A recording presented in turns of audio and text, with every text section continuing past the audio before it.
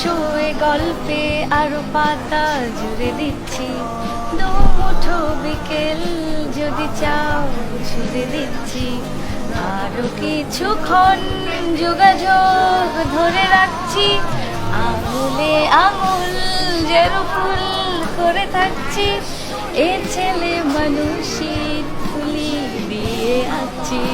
আমার জীবন মানে আহমেদ সাইফ বলতেছে। জীবন মানেই খাদিজা।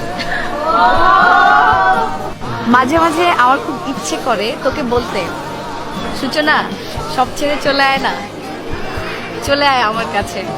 আমি বলি না, বলতে গিয়ে থেমে যাই। ভালোবাসা আমাকে স্বার্থপর বানিয়ে দিয়েছে জানিস তো, মনে হয় তুই আমার হবি, একদমই আমার। আমি লিখলাম, হঠাৎ একটা ব্যাপার খেয়াল করলাম, তোমার লাইফে খুব গুরুত্বপূর্ণ একটা চরিত্রের আবির্ভাব হয়েছে। মানে আমি বুঝাতে চাইছি যে তোমার লাইফে আমি আবির্ভাব হয়েছি, কনগ্রেচুলেশনস।